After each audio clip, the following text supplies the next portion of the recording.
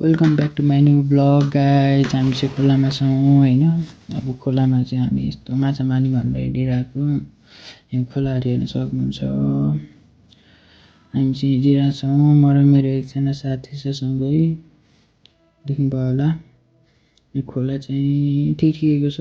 यतातिर माछा पाउँछ कि पाउँदैन। हामी फर्स्ट टाइम आइरहेको यो ठाउँमा।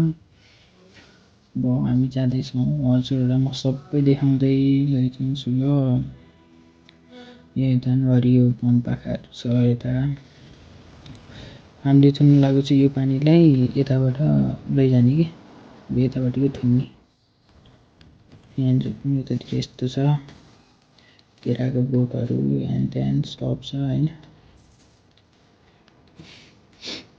हामी यहाँ सिस्नो पनि छ है। यो सिस्नो चाहिँ मैले हजुरलाई देखाउन लाग्यो। यो झरना छ, यहाँ चाहिँ हामी पौडी खेल्ने सोचमा छौँ होइन, नुहाउने सोचमा छौँ हामी।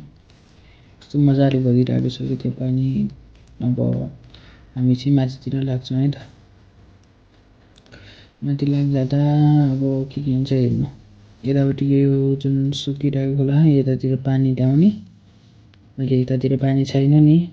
हो यो पानीलाई यता पानी भएकोतिर चाहिँ उ गर्ने हो कि, पानी भएकोलाई यता ल्याउने, पानी नभएकोतिर। अनि यो पानीलाई चाहिँ कटाउने हाम्रो टार्गेट। अनि हामीले मार्ने चाहिँ यहाँ माछा खानु पाउँदा त खुसी नै हुन्छौँ हामी। यदि पाएनौँ भनेदेखि पनि त्यस्तो स्याड त केही पनि हुँदैन। तर खासमा हामीले माछा एउटा पनि मारेनौँ। थाहै छैन तपाईँहरूलाई। अब हेर्नु है त, हामीले पनि सबैलाई यता लगाइदिएको हुन्छौँ। यस्तो मिहिनेत गरेर थुनेको थियौँ है। अनि त्यसपछि पानी लाउन मात्रै गयो, एउटा पनि माछा मरेन। आजको भ्लग यस्तो नराम्रो गयो नि, माछा एउटा पनि मर्नै पाएन कि। यतातिर पानी हेर्न कति मिहिनेतले सुकाएको थियो, 3-4 घन्टा जति लगाएको थियो। मैले त्यो भाग चाहिँ देखाउन पाइनँ हजुरहरूलाई, सरी। अर्को भागमा म पक्कै पनि देखाउनेछु। यस्तो सुकाएको थियो तर पनि एउटा माछा रहेनछ त्यहाँ।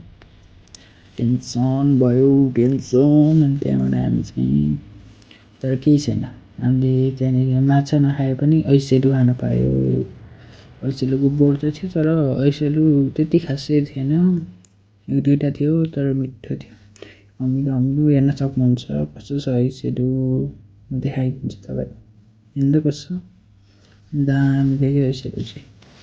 अनि यस्तै हुँदाहुँदै हामीलाई बोर पनि लागिसकेको थियो, वाक्क लागिसकेको थियो। माछा मरेन एक त टेन्सन भयो। अनि त्यहाँबाट ऐसेलु खान थालेको हामी चाहिँ। हजुर गाइस, अब यस्तो यस्तो भिडियोहरू म अब हालिरहेको हुन्छु। यो फर्स्ट भिडियो हो मेरो। अब नेक्स्ट भिडियो चाहिँ म अर्को विकमा हाल्नेछु। यो भिडियोमा सपोर्ट गरिदिनु होला, माया देखाइदिनु होला। यही भन्दै आजको भिडियोबाट बिदा लिन चाहन्छु। धन्यवाद।